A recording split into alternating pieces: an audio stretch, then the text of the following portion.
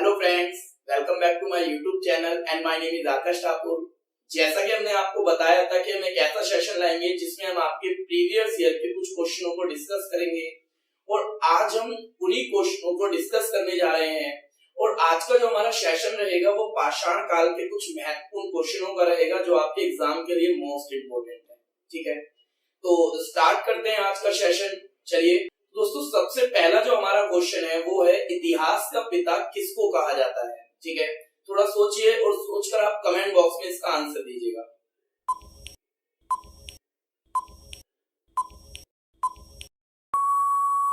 दोस्तों, इतिहास के पिता के रूप में आपके हेरोडोटस को उपाधि दी गई है। कह सकते हैं कि हेरोडोटस आपके इतिहास के पिता थे। ठीक है, इसके आगे क्वेश्चन पे चलते हैं हम लोग। हमारा सेकंड क्वेश्चन है कि जिस काल में मानव की घटनाओं का कोई लिखित वर्णन नहीं होता है उस काल को क्या कहा जाता है। ठीक है,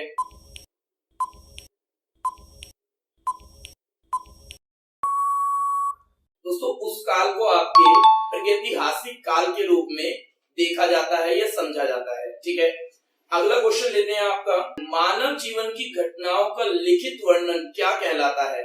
तो दोस्तों, मानव के जीवन की जो लिखित घटनाएं हैं या लिखित जो भी उनके संबंध है वो किस घटनाओं से संबंधित है, आप कमेंट बॉक्स में आंसर बताएंगे इसका।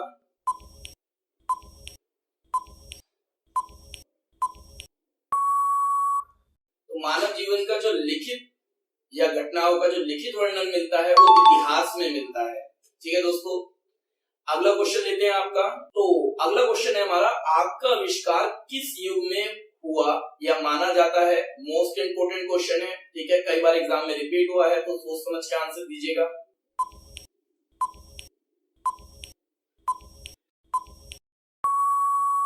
दोस्तों, आग का आविष्कार आपके पूरा पाषाण काल युग में माना गया। ठीक है, जो आग का आविष्कार हम देखते हैं वो पूरा पाषाण काल में हुआ था। अगला क्वेश्चन अगला है आपका, पूरा पाषाण युग में मानव की जीविका का मुख्य आधार क्या था। ठीक है, क्वेश्चन नंबर 5।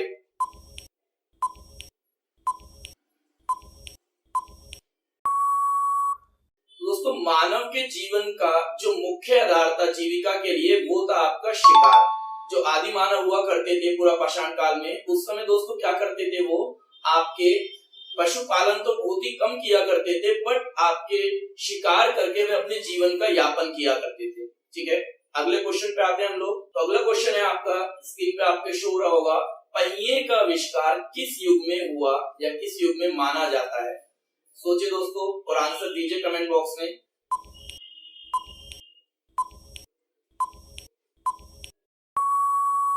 दोस्तों, जो पहिए का आविष्कार था वो नव पाषाण युग में हुआ था। ठीक है, ये भी इंपोर्टेंट क्वेश्चन है आपके एग्जाम के नजरिए से। ठीक है, अगले क्वेश्चन पे आते हैं आपके। तो मानव का प्राचीनतम इतिहास किस काल से संबंधित है। मानव का जो प्राचीनतम इतिहास था वो किस काल से संबंधित है। दोस्तों, आंसर देंगे आप कमेंट बॉक्स में।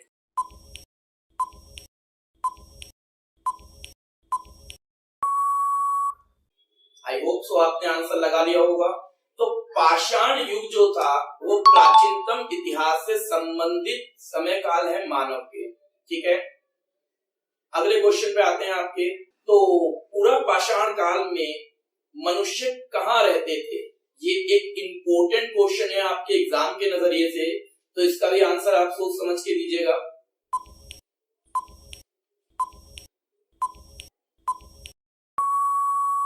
तो मनुष्य कहाँ रहते थे, मनुष्य पहाड़ की कतारों में रहा करते थे या गुफाएं बोल सकते हैं। पहाड़ों की जो गुफाएं होती थी उनमें मनुष्य अपना ज्यादातर जीवन व्यतीत किया पूरा पाषाण काल के समय। ठीक है, अगले क्वेश्चन पे आते हैं दोस्तों। पूरा पाषाण युग के हथियार किस चीज के बने होते थे। तो आपके सामने ऑप्शन शो हो रहे हैं, आंसर बताइएगा।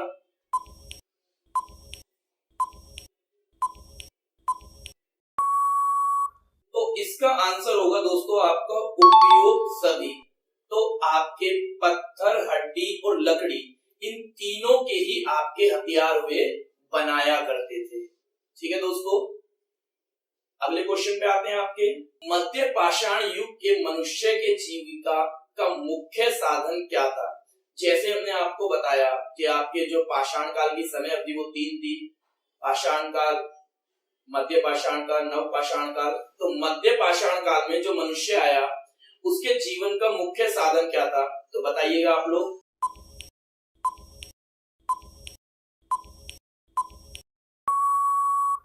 तो मनुष्य के जीविका का जो मुख्य साधन था उपयुक्त सभी था।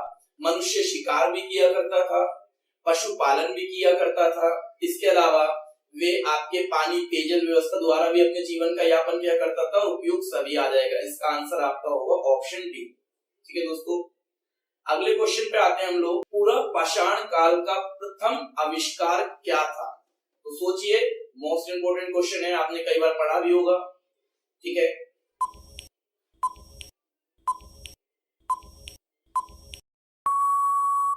तो पूर्व पाषाण काल में आपके जो मनुष्य ने सबसे पहला आविष्कार किया वो आग का आविष्कार किया था। ठीक है, ये हमने 6th-7th क्लास में क्वेश्चन रीड किए थे पहले, जो हम 6th-7th में जो हमने पढ़े थे काफी क्वेश्चनों को।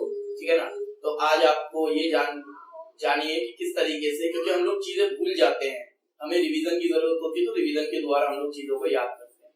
चलिए अगले क्वेश्चन पर आते हैं। नवपाषाण काल में, नवपाषाण युग में मानव ने किस पशु को पालतू बनाया, तो सबसे पहले मनुष्य द्वारा बनाया गया पालतू पशु कौन सा था। ठीक है,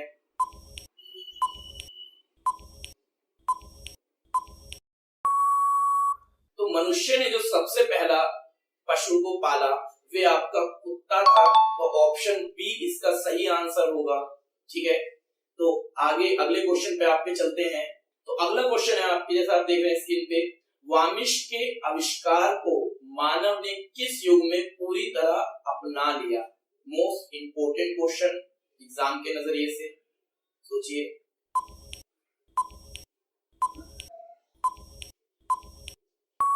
दोस्तों इसका आंसर होगा ऑप्शन सी, नवपाषाण युग में वामिश के आविष्कार को मानव ने एक्सेप्ट किया था, पूरी तरह अपना लिया था। ठीक है, हम अगले क्वेश्चन पे आते हैं आपके। क्वेश्चन है, नवपाषाण युग का सर्वप्रथम औजार क्या था।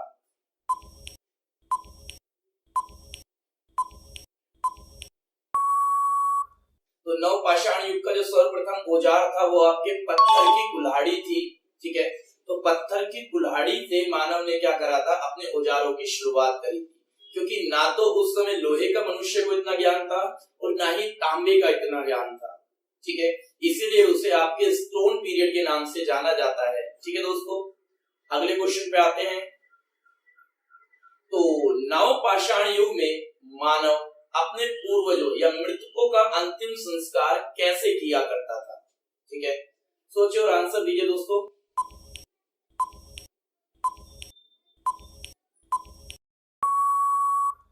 तो इसका आंसर है ऑप्शन बी, दफनाकर आपके मनुष्यों का अंतिम संस्कार वे किया करते थे। ठीक है, अगले क्वेश्चन पे आते हैं हम लोग। तो अगला क्वेश्चन है हमारा, प्राचीन काल में मिट्टी के बर्तन का प्रयोग सर्वप्रथम किस युग में किया गया था। तो मिट्टी के बर्तनों का उपयोग किस काल में किया गया था, तो सोचिए और इसका आंसर करिए कमेंट बॉक्स में।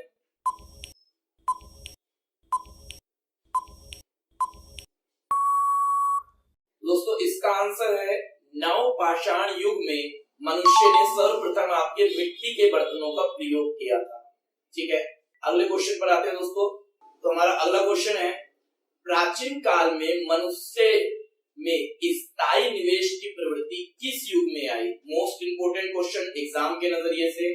ठीक है, सोच के आंसर दीजिएगा।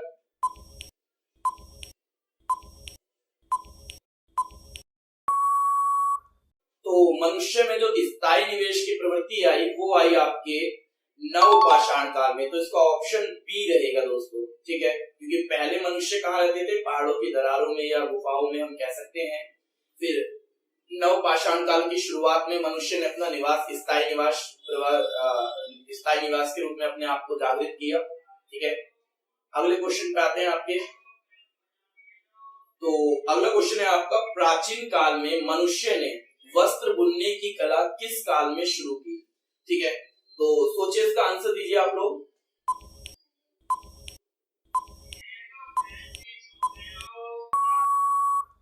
तो नवपाषाण काल में आपके मनुष्य ने वस्त्र बुनने की कला को पूर्ण रूप से शुरू कर दिया था। ठीक है दोस्तों, इसके अलावा अगले क्वेश्चन पे आते हैं आपके, तो इम्पोर्टेंट है, आदि मानव ने सबसे पहले क्या सीखा? सोचिए, खेती करना, शिकार करना, पशुपालन करना या आग जलाना, इनमें से कौन सा ऑप्शन सही है? सोच के आंसर दीजिएगा।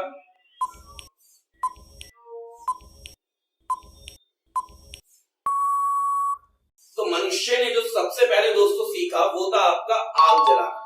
ठीक है, ये आप कह सकते हैं ऑप्शन डी। अगले क्वेश्चन पे आप क्या आते हैं, तो हमारा अगला क्वेश्चन जैसा आप स्क्रीन पे देख रहे हैं, प्राचीन काल में आदि मानव किन चीजों से डरता था? तो आदि मानव को जो सबसे अधिक डर लगता था वो किन चीजों से लगता था?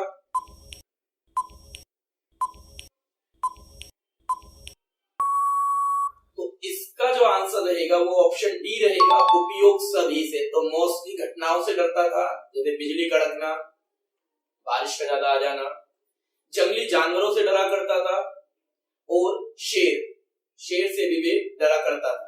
ठीक है, तो उपयोग सभी, ऑप्शन डी इसका आंसर रहेगा। हमारा अगला क्वेश्चन है, आदि मानव की अत्यधिक महत्वपूर्ण खोज कौन सी थी? तो जो सबसे महत्वपूर्ण खोज आदि मानव ने की वे किसकी की? तो ऑप्शन देखिए और आंसर दीजिएगा आप लोग।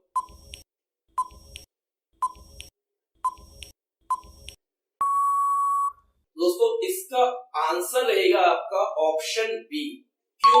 क्योंकि देखिए, आदि मानव को जो सर्वप्रथम किसी चीज की आवश्यकता पड़ी वो आपकी पहिए की पड़ी। उसकी जो सर्वप्रथम महत्वपूर्ण खोज थी वो पहिए थी, ताकि एक स्थान से दूसरे स्थान पर जाने के लिए वे इसका यूज कर सके अपने वाहनों का। ठीक है, अगले क्वेश्चन पे आते हैं दोस्तों। अगला क्वेश्चन इंपोर्टेंट है, तरुण पाषाण युग के मनुष्य का मुख्य पेशा क्या था? तो ऑप्शन आपके सामने है, पशु, खेती, शिकार या नौकरी। ठीक है, तो कई बार आप एक चीज समझिएगा दोस्तों कि जो आपके क्वेश्चन होते हैं उनमें कई ऑप्शन तो ऐसे होते हैं जो स्टूडेंट को कंफ्यूज करने के लिए दिए जाते हैं, बट थोड़ा सा अगर पेशेंस से काम लिया जाए, थोड़ा अगर सोचा जाए, तो उसका आंसर स्टूडेंट ऑटोमेटिकली सही तरीके से आपके टिक कर सकता है। कई बार हम लोग इन समस्याओं को देखते हैं एग्जाम में, क्योंकि एग्जाम में जिस तरीके के हमारे ऊपर प्रेशर रहता है उसको हम लोग क्या करते हैं, सही तरीके से हैंडल नहीं कर पाते। इसीलिए हम चाहते हैं कि स्टूडेंट अपने प्रेशर को ज्यादा से ज्यादा हैंडल करना सीखे, ताकि एग्जाम में किसी तरीके का पेशेंस वो ना हो सके। ठीक है, तो ऑप्शन आपके सामने है, तो ऑप्शन आप बताएंगे।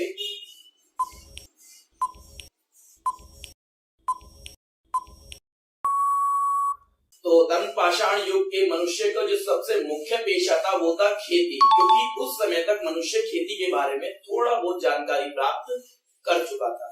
ठीक है दोस्तों, अगले क्वेश्चन पे हम आते हैं, तरुण पाषाण युग की स्त्रियां किस धातु के आभूषण पहना करती थी?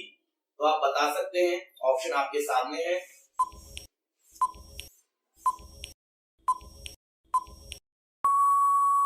तो ऑप्शन है दोस्तों आपका कसा, आपका ऑप्शन बी है, जो ये स्त्रियां धातु के आभूषण पहना करती थी, तो ऑप्शन बी इसका आंसर सही होगा आपका। ठीक है, अगले क्वेश्चन पे आते हैं दोस्तों, ये भी इंपॉर्टेंट क्वेश्चन है, तरुण पाषाण काल में किस धातु को सर्वप्रथम औजार में प्रयुक्त किया गया? ऑप्शन आपके सामने है, पीतल, सोना, तांबा और लोहा। देखिए, इसमें मैंने आपसे कहा ना कि कुछ ऑप्शन ऐसे होते हैं जो केवल कंफ्यूज करने के लिए दिए होते हैं। जैसा आपको शो हो रहा होगा लोहा, तो ये जो पाषाण काल था इसे स्टोन पीरियड के नाम से जाना जाता था, तो लोहा इसका ऑप्शन नहीं हो सकता।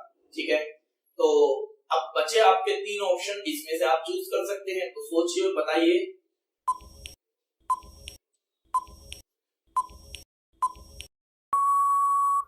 दोस्तों तरुण मतलब तांबा होता है, तो तांबे के औजार का सर्वप्रथम इस युग में प्रयोग किया गया, तो इसका ऑप्शन सी होगा। अगर आपको तरुण के रूप में पता होगा कि ये क्या होता है, तब भी आप इसका आंसर लगा सकते हैं। अगले क्वेश्चन पे आते हैं आपके, तो किस काल में मनुष्य ने पत्थर और तांबे के औजारों के साथ साथ प्रयोग किया? तो बताइए, ऑप्शन आपके सामने है कि मनुष्य ने आपके पत्थर और तांबे के औजारों का प्रयोग किस काल में किया साथ साथ। तो आई होप सो ये आप क्लियर हो जाएगा आपको। देखिए, प्रागैतिहासिक काल, मध्य पाषाण काल, तर्म पाषाण काल और नव पाषाण काल। तो तर्म पाषाण काल जो है इसे तांबे के रूप में जाना जाता है इस युग को। तो सीधा सा आंसर हो सकता है दोस्तों ऑप्शन सी। ऑप्शन सी आपका सही आंसर है कि तर्म पाषाण काल में पत्थर और तांबे दोनों का प्रयोग एक साथ किया गया था। ठीक है दोस्तों, आगे चलते हैं क्वेश्चन पे। तो मानव द्वारा सर्वप्रथम प्रयुक्त अनाज कौन सा था? तो बाजरा, चावल, गेहूं या जौ? ठीक है, ऑप्शन सोचिए और बताइए।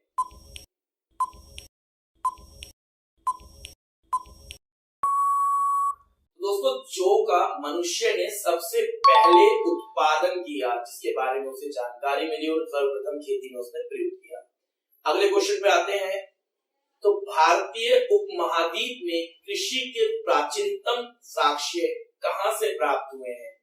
तो ऑप्शन आपके सामने है, इंपॉर्टेंट क्वेश्चन है, मोस्ट इंपॉर्टेंट। ठीक है, तो थोड़ा ध्यान से आंसर दीजिएगा।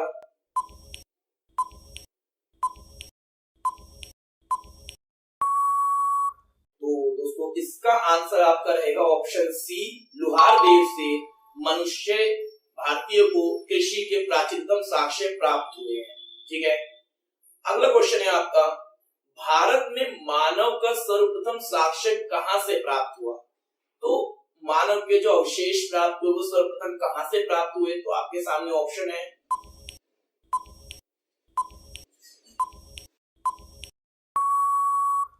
दोस्तों, आपका आंसर रहेगा नर्मदा घाटी, ऑप्शन ए। नर्मदा घाटी से मानव के सर्वप्रथम साक्ष्य प्राप्त हुए। ठीक है, अगले क्वेश्चन पे आते हैं। अगला क्वेश्चन है आपके सामने, अनाज की कृषि सर्वप्रथम प्रारंभ हुई तो किस युग में हुई थी? अनाज की कृषि सर्वप्रथम प्रारंभ? तो नव पाषाण काल, मध्य पाषाण काल, पुरा पाषाण काल और प्रोटोऐतिहासिक काल। तो आप ऑप्शन देखिए और आंसर बताएंगे।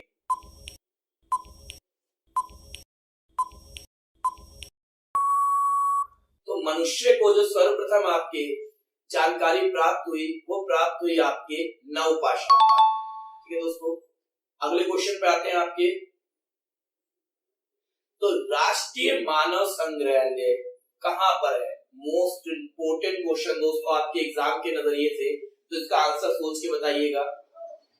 तो जो राष्ट्रीय मानव संग्रहालय कहां पर है? तो ये है आपका ऑप्शन नंबर बी, भोपाल में। ठीक है, मोस्ट इंपोर्टेंट क्वेश्चन है आपके एग्जाम के नजरिए से, तो इसे जरूर देखिएगा, आप लोग नोट डाउन कीजिएगा अपनी नोटबुक में। अगला क्वेश्चन दोस्तों हमारे पास, एक से कब्र से 3 मानव कंकाल निकले हैं, तो ये कौन सा स्थान है जहां से एक कब्र से 3 मानव कंकाल प्राप्त हुए हैं? देखिए क्वेश्चन और आंसर बताइएगा।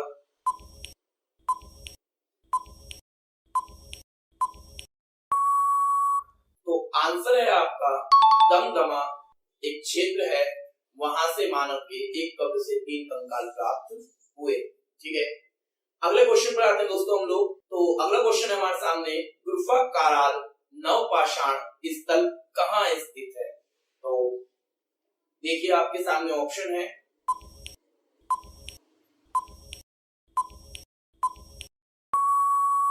तो इसका आंसर रहेगा दोस्तों ऑप्शन बी, गुफा काराल नव पाषाण स्थल आपके कश्मीर में स्थित है। ठीक है, अगले क्वेश्चन पे देखते हैं हम लोग। तो अगला क्वेश्चन है हमारे सामने, निम्नलिखित में से किस स्थान से हड्डी के उपकरण प्राप्त हुए हैं? ठीक है, ऑप्शन आपके सामने है।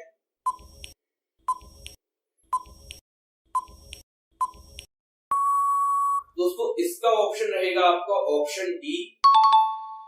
तो ऑप्शन डी जो है महाधाम, वहां से आपके हड्डियों के उपकरण प्राप्त हुए हैं। अगले क्वेश्चन पे आते हैं दोस्तों। तो अगला क्वेश्चन इंपॉर्टेंट है, जॉर्वे, निवसा, दिमा, बाद पूरा स्थल किस राज्य में स्थित है? ठीक है, हालांकि आपके इंपॉर्टेंट क्वेश्चनों में से देखा जाता है इसे, तो इसका आंसर थोड़ा सोच के दीजिएगा।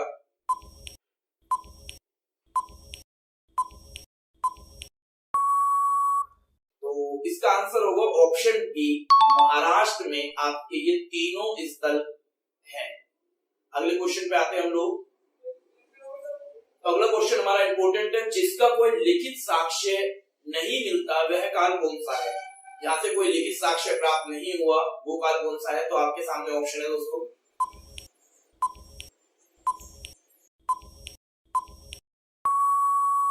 तो इसका आंसर है ऑप्शन डी, प्रागैतिहासिक काल। ऐसा काल था जहां पर मनुष्य का कोई लिखित दस्तावेज या लिखित साक्ष्य प्राप्त नहीं हुए। अगला क्वेश्चन, दक्षिण भारत में मृतकों को किस दिशा में दफनाया जाता था? तो ऑप्शन आपके सामने है, आंसर दीजिएगा आप लोग।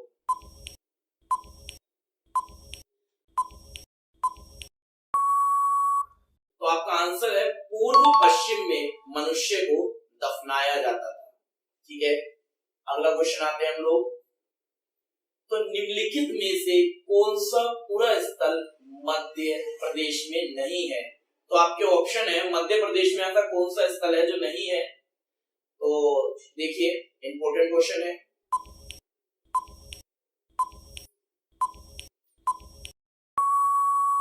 तो दैमाबाद आपके मध्य प्रदेश में नहीं है, ये महाराष्ट्र में है, तो इसका ऑप्शन सी होगा अपना। अगले क्वेश्चन पे आते हैं। अगला क्वेश्चन है आपका, इनाम गांव से किसकी प्रतिमा मिली है? तो ऑप्शन आपके सामने दोस्तों, आंसर दीजिएगा।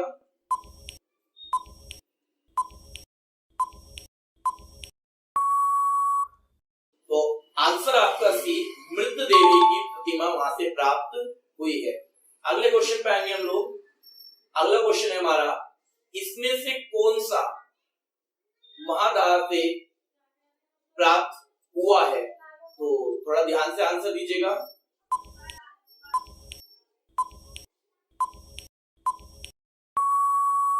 तो दोस्तों इसका आंसर होगा आपका 39 क्वेश्चन का ए, राग के टिले।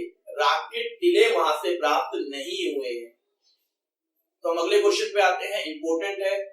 किस धातु का प्रयोग सबसे पहले प्रयोग में लाया गया? मतलब किस धातु का सबसे पहले प्रयोग किया गया था? ऑप्शन आपके सामने है।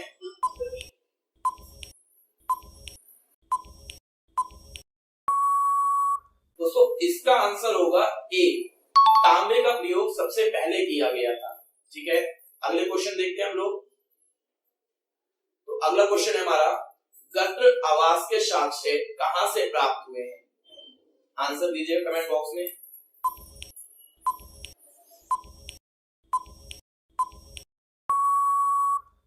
तो इसका आंसर बी है। ठीक है दोस्तों, तो यहां से आपके साक्ष्य प्राप्त हुए हैं। अगले क्वेश्चन पे आते हैं, मोस्ट इंपोर्टेंट क्वेश्चन है, भीमबेटका की गुफाएं कहां स्थित है? तो आपके सामने ऑप्शन है, आप आंसर दीजिएगा।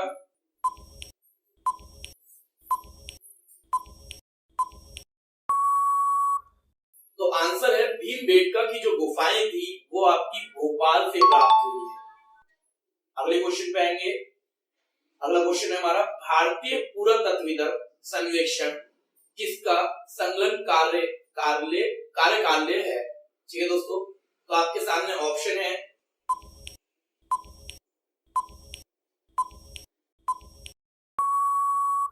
तो ऑप्शन बी, सांस्कृतिक मंत्रालय का। ठीक है दोस्तों, अगले क्वेश्चन देखेंगे हम लोग। हमारा अगला क्वेश्चन है, उत्खनन प्रमाणों के अनुसार पशुपालन का प्रारंभ हुआ था किस काल में हुआ था? पशुपालन का जो प्रारंभ हम देखते हैं,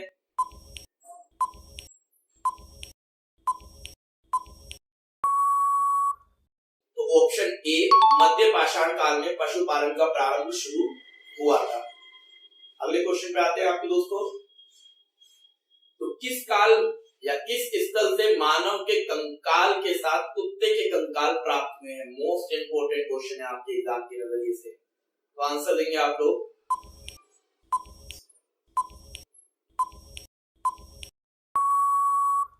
तो इसका आंसर बी होगा दोस्तों, तो आप बी लगाएंगे इसका आंसर। आगे चलते हैं आपके। अगला क्वेश्चन है, ध्रुवणी मित्र भांड पात्र का नामांकन हुआ था, कहां हुआ था? ऑप्शन आपके सामने है, इंपॉर्टेंट है क्वेश्चन ये भी। तो इसका आंसर होगा हस्तिनापुर में, तो आप ए ऑप्शन लगाएंगे इसका। अगले क्वेश्चन पे आते हैं दोस्तों। तो भीमबेटका किसके लिए प्रसिद्ध है? तो आपके ऑप्शन है सामने आंसर देंगे आप लोग।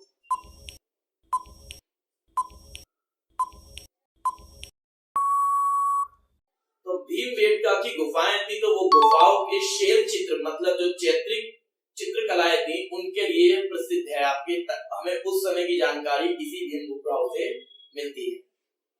अगले क्वेश्चन पे है, राग का टीला निम्नलिखित में से किस नवपाषाण काल से संबंधित है? ऑप्शन आपके सामने है।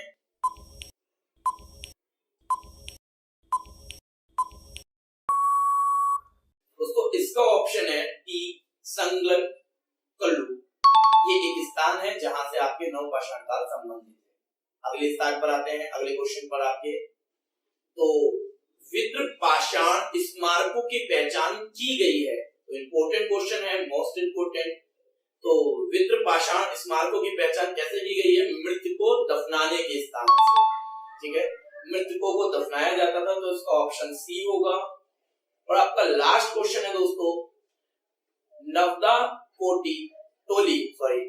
टोली का उत्खनन किसने किया था? तो आपके सामने ऑप्शन है।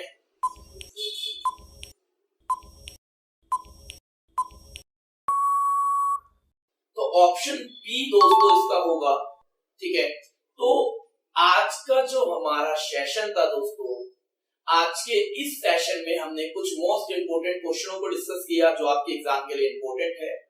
आई होप सो आपको ये सेशन समझ आया होगा, अच्छा लगा होगा। यदि आप हमारे चैनल पर नहीं हैं तो दोस्तों आप चैनल को सब्सक्राइब कीजिए, बेल आइकन को क्लिक कीजिए ताकि आने वाली हर एक नोटिफिकेशन के बारे में आपको जानकारी मिलती रहे। ठीक है, तो अगली वीडियो हम लोग हड़प्पा सभ्यता पर लाएंगे, उसके कुछ मोस्ट इंपोर्टेंट क्वेश्चनों को देखेंगे जो आपके एग्जाम के लिए और आपके लिए मोस्ट इंपोर्टेंट है। ठीक है दोस्तों, थैंक यू।